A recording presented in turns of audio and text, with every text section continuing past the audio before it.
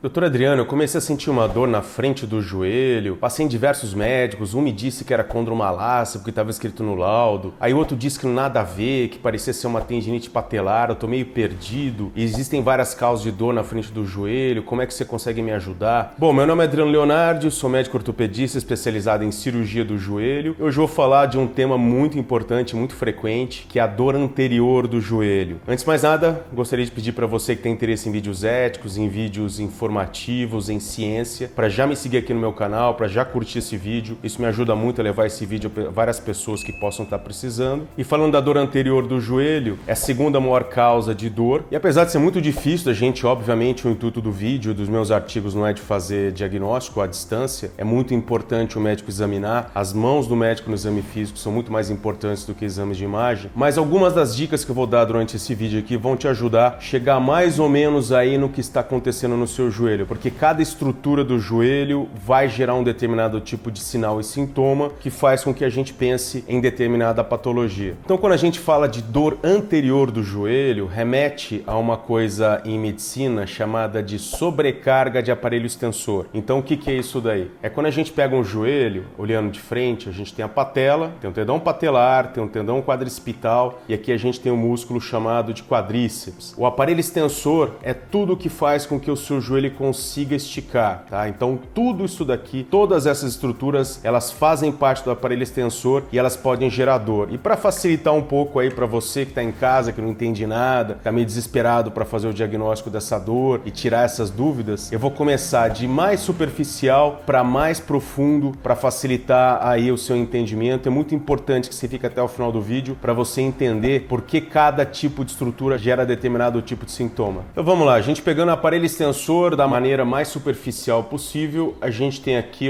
a chamada bursite pré-patelar, que é aquele aumento de volume e de dor na região anterior do joelho, não é aquela água dentro do joelho. Ela comete pessoas que têm que se ajoelhar demais, então às vezes pessoas muito religiosas que se ajoelham demais, alguns trabalhadores que têm que trabalhar muito tempo ajoelhado, algumas modalidades esportivas como judô, jiu-jitsu, então é muito comum, gera dor, gera muito mais incômodo porque ela aumenta bastante de tamanho. O tratamento envolve bastante a fisioterapia e em casos extremos a gente faz a remoção, ou seja, a gente faz uma incisão e retira aquela bursa totalmente inflamada, obviamente sempre pesquisando se tem ou não algum fator reumático ligado à doença. Agora a gente avançando um pouquinho mais para dentro, mas ainda sem chegar na articulação, a gente tem as tendinites, tendinite quadricipital, tendinite patelar e lembrando que na infância a gente tem um nome esquisito chamado síndrome de Seyden-Larsen-Johansson, que é uma tendinite do polo inferior em crianças e adolescentes, e a gente tem aqui embaixo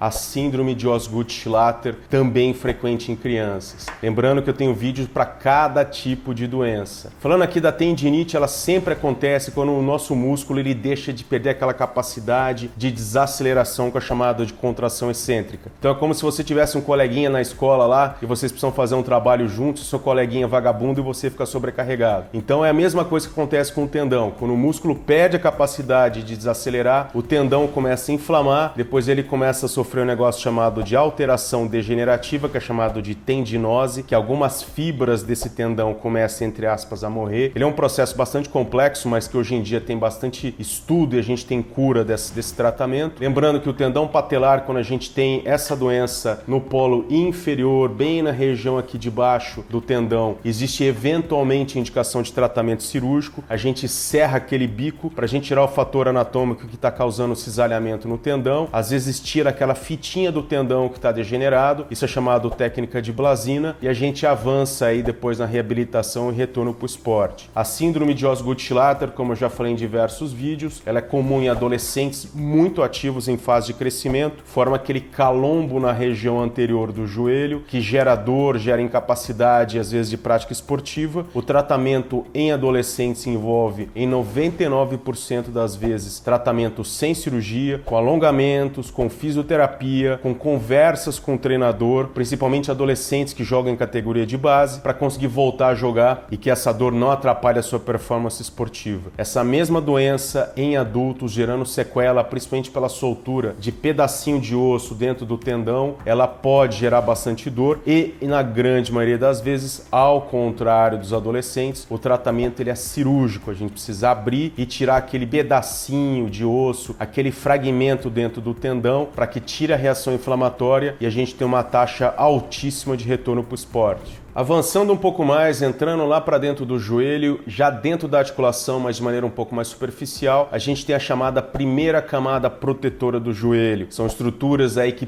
funcionam como se fosse um coxinho, uma almofada dentro do joelho para reduzir a compressão, reduzir a pancada. Então a gente tem a plica sinovial superior, a plica sinovial medial, a plica sinovial lateral, a plica inferior e a gente tem aqui embaixo a chamada gordura de Hoffa. Então são todas estruturas que funcionam como uma grande almofada e, obviamente, quando o nosso joelho está sobrecarregado devido a excesso de atividade física, devido a mau preparo para aquela atividade física, essas estruturas elas vão inflamar e vão gerar uma série de sinais e sintomas. Então, como eu já falei em alguns vídeos, a síndrome da plica sinovial medial, ela acontece geralmente em pessoas que estão fazendo muita atividade física, estavam paradas. Por exemplo, uma pessoa que joga bola, parou um tempo e depois os amigos chamaram para voltar, acabou voltando e acabou gerando sobrecarga.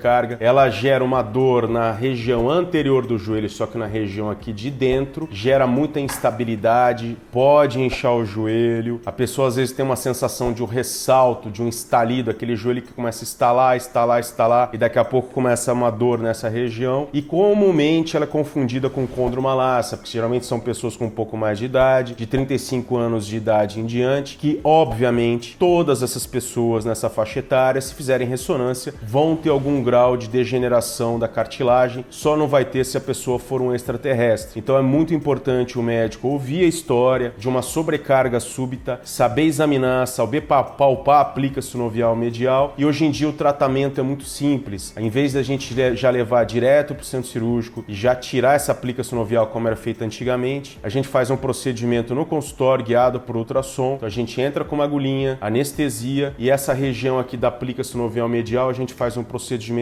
chamado de drilling. Então a gente joga cortisona dentro da plica sinovial, com todo cuidado para ela não cair dentro da articulação. E o intuito da cortisona dentro da plica sinovial é dela necrosar. Ela necrosando, a gente consegue reduzir sintoma de maneira rápida e, em paralelo, obviamente, o paciente vai fazendo um trabalho de reabilitação muito bem feito. O fisioterapeuta não perde tanto tempo com analgesia, com tirar a dor do paciente, mas sim ganhando massa muscular, ganhando força muscular, ganhando qualidade de movimento e, novamente, fazendo aquele músculo ganhar capacidade de desaceleração, ou seja, capacidade de absorver o impacto do nosso dia a dia aí, não só subindo e descendo escadas, mas também praticando esporte. A mesma coisa acontece com as outras plicas. Alguns casos raros, a gente acaba tirando ela guiado por artroscopia sem precisar de abrir o joelho, geralmente pacientes com ela mais cronificada, que nasceram com ela muito grande. E também falando dessa camada, é muito importante a síndrome da Hoffa. Geralmente é uma dor um pouco mais infrapatelar, é uma dor aqui mais próximo aqui do tendão,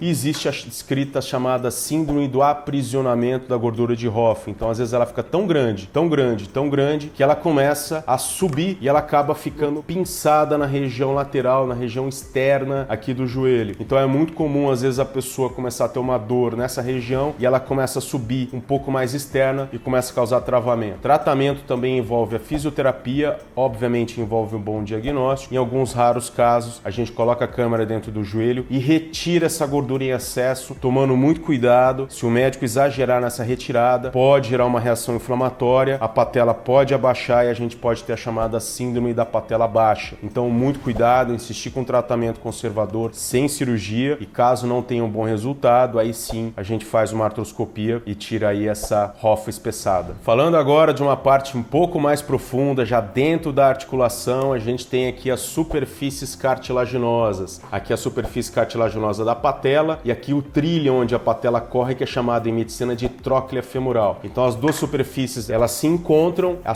cartilagem ela permite o deslize articular entre a patela e o fêmur. São camadas grossas, a camada de cartilagem da patela chega até 10 milímetros em algumas pessoas, e o intuito desse volume muito grande é justamente de absorver energia cinética e distribuir ela para o osso conforme você sobe e desce uma escada ou conforme você faz o agachamento. E aí a gente entra na gênese da condromalácia, que eu já martelei em diversos vídeos, tanto aqui no YouTube quanto no Instagram, que ela está ligada a fatores biomecânicos, geralmente em mulheres, são aquelas pessoas que não se movimentam bem, existe o dissincronismo entre as articulações, e pessoas que têm alterações anatômicas que muitas vezes não são diagnosticadas, principalmente quando a gente tem a chamada patela alta, patela lateralizada, fazendo tilt, rotação da tibia em relação ao fêmur. Tudo isso é facilmente diagnosticado hoje através de protocolos franceses de tomografia. Então, toda vez que a pessoa tem uma condromalácia, é muito importante a gente saber da onde está vindo o problema. Primeiro, realmente certificar de que ela tem a condromalácia. Em segundo lugar, da onde está vindo esse problema e fazer o tratamento de maneira correta. A grande maioria das pessoas que tem condromalácia, além da dor para subir, para descer uma escada, para agachar, elas têm também sinais e sintomas de doença cartilaginosa, como estalidos, crepitações, inchaço, excesso de líquido, a pessoa acaba forçando um pouco mais, ela insiste naquele esporte, o joelho acaba inchando, e tudo isso vai ao longo do tempo contribuindo para um desgaste maior, com o alargamento dessa cartilagem, levando a um quadro final chamado de artrose. Então toda doença cartilaginosa, não só a condromalácia, ela demanda um diagnóstico muito precoce e um tratamento muito precoce. A mesma coisa acontece na tróclea femoral, a tróclea tem um pouco menos de cartilagem, e se também a gente tiver problema anatômico e biomecânico, a gente tem uma condropatia muito semelhante. O tratamento depende bastante, a gente pode pegar doenças em estágios iniciais e já entrar com uma fisioterapia para ganhar massa muscular, para ganhar qualidade de contração muscular, qualidade de movimento, emagrecimento, dieta anti-inflamatória, tudo isso aí auxilia no tratamento desse tipo de doença. Casos um pouco mais avançados, a gente tem cirurgias um pouco menos invasivas, geralmente por artroscopia, principalmente o chamado release lateral, realinhamento. Quando a doença está muito avançada e a gente tem um desgaste cartilaginoso maior, sempre usar alguma técnica regenerativa, como por exemplo a membrana de colágeno, lesões menores, um transplante cartilaginoso, o que não se pode deixar a doença progredir. Também falando de camadas mais profundas, principalmente para você que pratica corrida de rua, para você que pratica o crossfit, atividades cíclicas, a gente tem a fratura por estresse da patela, a parte óssea da patela, de tanto sofrer cisalhamento, ela acaba sofrendo uma espécie de uma fraturinha que começa lá dentro, vai aumentando de tamanho, lembrando que a fratura por estresse da patela é classificada entre as fraturas de alto risco. Então, quando ela se completa, quando é um grau 4, geralmente demanda tratamento cirúrgico. E aqui para a gente finalizar e não esquecer, e é muito importante, quando o paciente começa a ter dor na frente do joelho, apesar da gente sempre ter uma condromalácia, uma tendinite, coisas que parecem ser simples de tratamento, a gente pode também ter coisas graves. A gente pode ter tumores, às vezes tumores como, por exemplo, a sinovite vilonodular, um osteosarcoma. Então, dor na frente do joelho associada a inchaço, nunca negligenciar. Na dúvida, puncionar aquele líquido articular e mandar para análise para ver se existe ou não alguma célula neoplásica, ou seja, alguma célula de câncer. Outras causas também menos frequentes, dor vindo do quadril, lembrando que a inervação do joelho e do quadril são praticamente a mesma. Então, o paciente pode ter artrose, problemas no quadril, lesão de labrum, por exemplo, e a dor está acontecendo no joelho, é chamada em medicina de dor referida. Não esquecer de causas reumáticas, como por exemplo a gota, artrite reumatoide, artrite psoriástica e aprisionamento do nervo safeno, que também passa muito próximo do joelho e pode confundir bastante aí o diagnóstico. Bom, pessoal, o recado final que fica desse vídeo é o seguinte: assim como qualquer outra doença no joelho, assim como qualquer doença da articulação, laudo de exame isoladamente não faz diagnóstico. Lembrando que, por exemplo, pessoas acima de 40 anos de idade, pessoas muito ativas, sempre vão ter alteração degenerativa. O leigo que for ler o laudo de um exame desse vai ficar assustado. Então,